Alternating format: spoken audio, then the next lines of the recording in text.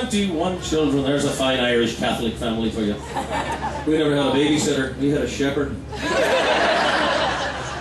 For the first 3 years of my life, I thought my mother was a border collie. And we put our mother on a pedestal.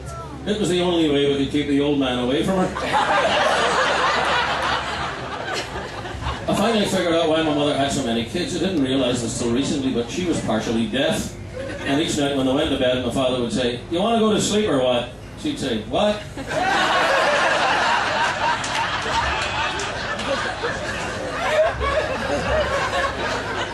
Looking back on it, I realised it couldn't have been easy for my mother to clothe and feed 21 kids. She used to get a lot of our clothes from Goodwill.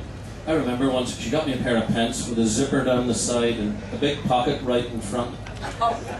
I was almost arrested one day looking for change.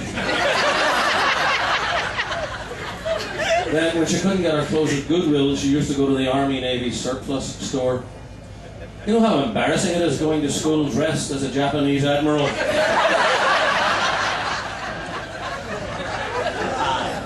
I'm very grateful to my mother for one thing, though. She taught me how to swim the old-fashioned way.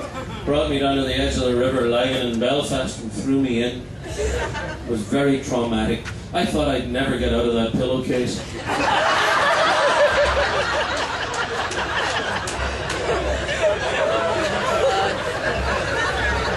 Actually, it wasn't all that bad. I wasn't alone. I had a kitten and a cinder block for company. Playmates. Okay, we got the grandpas and grandmas, the mothers. Any dads here? Okay. Let me ask you, are you guys the same kind of dad that my father was, and he passed this on to me? Do you guys have the magic dad finger? And when you pull it, you get amazing sound effects? It's genetic. My dad passed that on to me, and I'm going to do a song that deals with this particular subject. And before I do, there's a lovely little story that goes with it.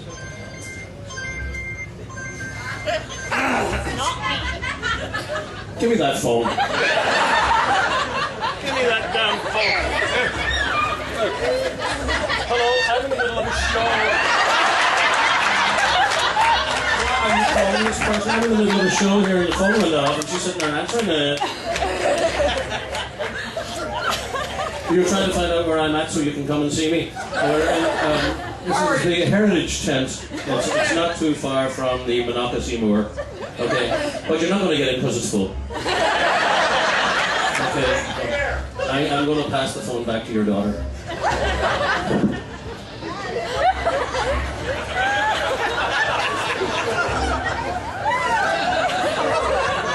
It's not your mom, is it? Ooh, your sister? Oh, was your husband? Sounded like a girl. That's okay.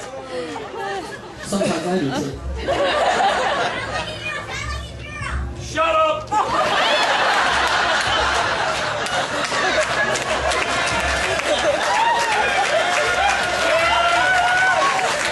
You gotta know how to talk to them. You know, they'll walk all over you. I'm the father of two, so I know whereof I speak. Anyway, there's a young lady just about to go out on a blind date with a young man. The doorbell rings. She opens the door to greet him. As she does so, she gets this overwhelming urge to break wind. And it's a big one. It's been in there for a couple of days. And she's panic-stricken. The guy is standing on the doorstep right in front of her. She doesn't know what to do. And she thinks, well, when I turn around to go to the closet to get my coat, I can unload it back there. And just as she turns around, her mother is standing there holding the coat right in her face. She thinks, oh, Mom, thanks a lot. And then she thinks, he'll walk me down the path, around to the passenger door of the car. He'll open the door and I'll sit down. While he's walking back around the car to get in the driver's side, that's when I can drop it. And that's what happens. The guy walks her down the path, around to the passenger door. Like a gentleman, he opens the door for her. She sits down.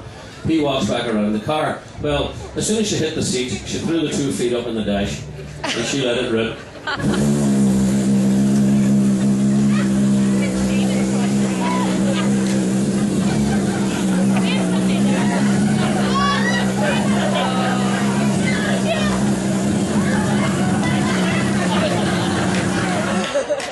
2 days worth, filled the car.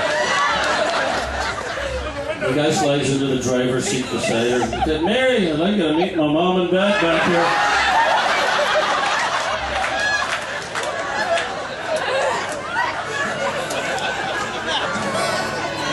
My father came here from his home in Ireland. He was quiet, but they said that he was wise. He and mother did their best, gave us a home and all the rest, but to talk to us he never had the time. Sure, he'd say, pass the butter or come here, young man, or keep quiet or no, you can't have a dime. Till the day that I was leaving, when Dad finally found a reason for sharing his philosophy of life. He said, a monkey fart should smell like a banana. English fart should smell like cups of tea. The farting of a fairy should be very light and airy. When a father farts, I hope you'll think of me. An Irish fart should always lilt with laughter. It should melt your heart and melt your shorts as well. A lion's fart should roar with power. Cuckoos should fart every hour. A nun's fart should have meaning but no smell. A strong man's fart should sound out like a trumpet. A pretty girl should barely even squeak. But the person you can trust is the one who'd rather bust than ever let one rip right on the street. Now from my old man this really was an earful. I tried to understand just what he meant. His words were primitive but strong, so I wouldn't get them wrong. He was saying to be careful as I went. He was saying to be happy as I could be. He was saying watch my step and as I pass, to beware who I looked up to and whatever else I might do. Know that most of what you get from folks is just escaping gas. Escaping gas. Sing it with me. He said a monkey fart should smell like a banana. English farts should smell like cups of tea. The farting of a fairy. The farting of a fairy should be very light and airy. When a father farts, I hope you think of me. An Irish fart should always look with laughter. It should melt your heart and melt your shorts as well. A lion's fart should roar with power. Cuckoos should fart every hour. A nun's fart should have meaning but no smell. A strong man's fart should sound out like a trumpet. A pretty girl should barely even squeak. But the person you can trust is the one who'd rather bust than ever let one rip right on the street.